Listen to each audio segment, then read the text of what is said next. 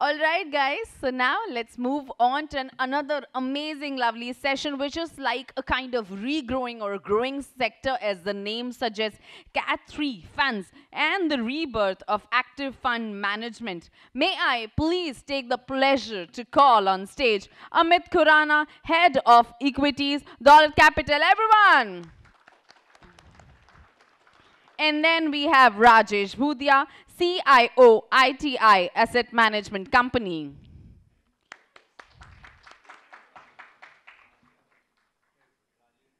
Then we have Rajesh Gandhi over here, partner over here, and sales and moderator, everyone. Then we have Rishabh Sheth over here, co-founder and co-CIO, Karma Capital Advisors. Everybody. All right, first of all, welcoming all the gentlemen out there on the stage. A very warm welcome. How are we doing, everyone? Yes, Are we doing very good? Good. Are we ready for the kickstart, sir? Please. Yes, indeed. Okay, all right. Stage over to you. Thank you so much, and to my lovely audience. Okay, thank you. Good morning to all of you. Thanks to Equalify and Aditya for inviting us. I think this will be a wonderful session. It's on an interesting topic for which there's a lot of debate going on in the last few years, active or passive investing. I think world over, the debate on active versus passive investing has been increasing over the last few years. Globally, I think about 30% of the assets under management of open-ended mutual funds are now passively managed, as against 15% about 10 years back. So you can see how passive investing is increasing. In India also, I think about the amount of passive investing has been increasing by 4 times in the last 5 years. But India is still much below the curve, as against US, where 14 to 15% of the total market cap is passively managed. In India, it's only about 2%. And even in that 2%, the contribution of EPFO, or the Employees Provident Fund Organization, is quite significant, because if you look at the data, about 70 to 80% of the money which goes into the large ETFs, like the SBI or Kotak of the world or whatever, that comes from the EPFO with a 6 crore subscriber. So only the balance comes from retail investors. But nevertheless, I think passive investment is poised to go slowly. My personal view is that in India, probably it will still be a long time before we will see passive investing become really prominent, because as Indians, we are all entrepreneurs, businessmen, and our financial goal is to achieve market-based return, which is much more than the index benchmark, so that we can beat inflation and we can generate that alpha. So with that little bit of background, I have a great panel here with me. So starting from my left, I have Rishabh Sheth, who is the co-founder and co-CIO of Karma Capital. Then I have Amit Tandon, who is Amit Khurana, I'm sorry, the head of equities at Dolat Capital. And I have Rajesh Bhatia, the CIO at ITI AMC. So gentlemen, welcome to all of you, and thanks for sparing time. We have all heard you multiple times on media, etc., and would look forward to your views on active versus passive management. My first question would be, why this debate about this rebirth of generating this alpha on the market? I mean, any opening comments from your side? Maybe you can start. I think it's a more recent debate, and I'll restrict it to India. And I think you should know the context. All of us come from equity backgrounds. And so it's our perspectives are limited to either long-only equity funds or probably long-short equity funds. At least that's the mandates that I think we all run. I think that's as far as the Indian context is concerned, my sense is that it's a more recent debate. See, I think what has happened is that we have changed an era in financial markets, and I don't think it's talked about enough. There was a period, a fairly long period in the global markets where interest rates were made negative on a real basis, and that was the policy of the central bankers of the world. At various times, whether it was 2000 internet bubble when it broke, September 11th, 2008, and more recently the COVID period, the central bankers of the world, especially the developed nations, feared deflation. And because of which they made sure that the real rates of interest were low, so it propels asset prices and gives confidence, etc. And that, and including the fact in India, because of the COVID uncertainties or demon and all of those phases, there was a gravitation towards more predictable businesses. So lower interest rates meant that high free cash flow businesses got valued better and better. And all of this economic uncertainty also meant a lot of the fund managers gravitated towards more certainty or predictable businesses, with the result that all of these equity valuations, if you had a 5-year ROE which was high, suddenly people assumed that this is a moat and you could give very, very high valuations.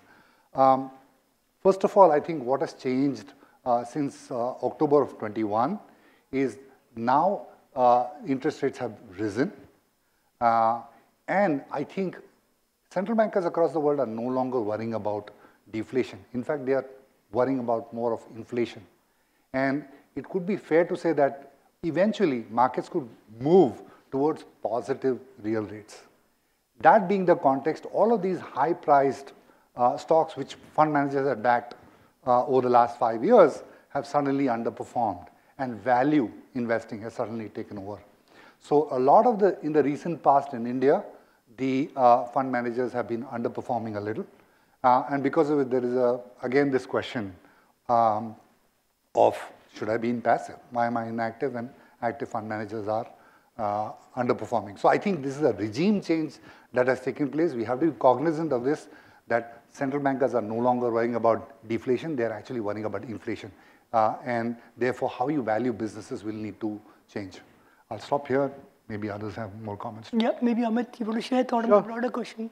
So at the outset, I'm not in the camp whether it's active or passive. I think there are both the scenarios which will play out in India.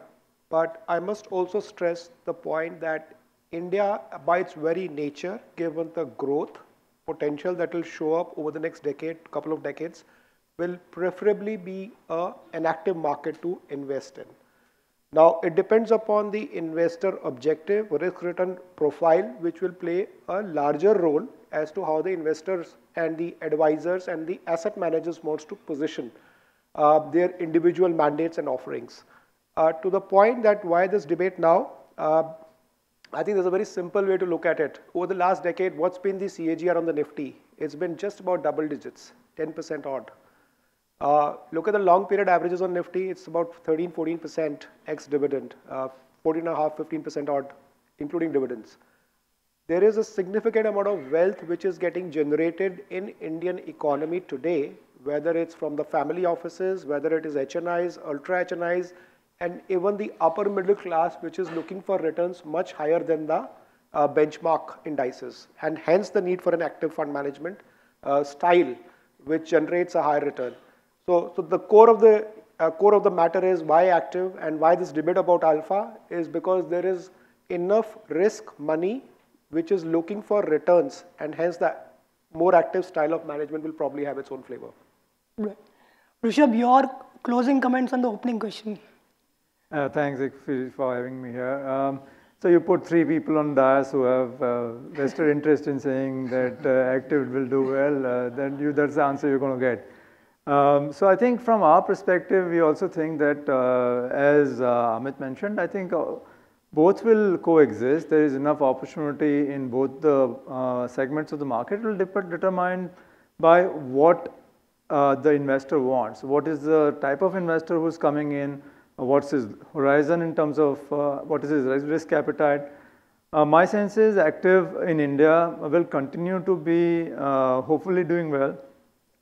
People like us should continue to generate alpha because I think the economy is changing. Indian economy is shifting when we go from $1,000 to $2,500, $400, wherever we are, to $5,000 to $10,000, hopefully maybe in our lifetimes. we will see a shift, and when the economic cycles shift, there is a significant opportunity to generate alpha, because basically new industries, new businesses will do well. We keep selling that to our investors, and as was mentioned earlier by Rajesh, a good friend of mine, that this last 1.5 years has seen one more shift that you've seen from, say, growth to value. I think you will see a lot of such shifts in the next 5, 10, 15, 20 years. So my sense is there is a lot of opportunity, but both active and passive should do well. Clearly, alternatives are just starting out. My sense is we are still scratching the surface. Markets are still evolving. Regulation is still evolving, and there is going to be enough and more opportunity in the alternative space. And I think alternative space will become the home of alpha. I have no doubt in my mind that alternative space will be the place where alpha will be generated. So I'll stick to that, and I'll stick to you also, to getting to more specifics. Alternatives and alpha, do you think alternatives are the only way in which one can get alpha? What about long-only funds? And what about, other modes of investment? So how would you compare that, in terms of, do you think alternatives are the only way to generate that alpha? So let me just have a go at it, because I kind of finished that. So my sense is no. Smart people exist everywhere. It's not that smart people are only in the alternative space. And I think smart managers across the spectrum will generate alpha. It's a question of who the manager is and how well he does. My sense is it's not necessarily that the alternatives have a right to alpha. I'm just saying my sense is that a lot of talent over the next 5, 10, 20 years, and I think you should follow talent rather than looking at where do smartest people in the industry want to work. And that's where you will see the alpha to be generated. If it can be in a long-only format, it can be in an alternative format. My sense is follow the talent, and you will know where the alpha will be generated. Amit, your thought on that? Well, I would agree with what Rishabh said. There is no dearth of alpha to be generated from long-only strategies as well. But let us understand the nature of the product. I think the granularity and the mandate of the product and alternatives will allow the asset manager to take much more concentrated calls at times and be slightly more tactical and be probably more nimble-footed and deep domain expertise to play out.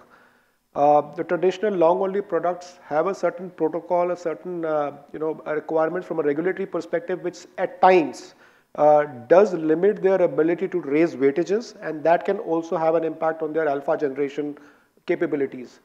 Alternatives versus that have a much more flexible structure, and hence their relative better ability to generate alpha, but there is no dearth of sort of capabilities and talent which can generate alpha on long-only funds as well. And let us also just be a little bit more cognizant of the time frames.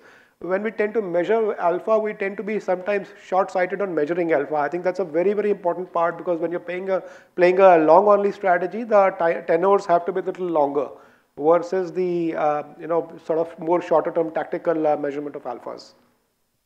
Rajesh, would you agree? No, I think my colleagues have just pointed out that talent matters in alpha generation, and I think that's absolutely right.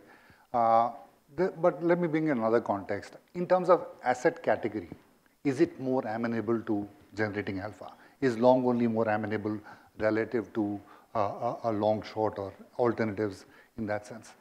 So let's look at the challenges of long only, which is traditional in the Indian context, which is dominantly mutual funds. See, I think the type of investors that we are getting in the mutual fund industry wants consistency. And I think it would be fair to say a lot of fund managers in India are aspiring to be consistent players in the 3-year, 5-year performance, which means that they tend to gravitate towards hugging the index, right? Because how else are you going to have outsized alpha returns? So I think by the type of what the client is demanding, I want consistency.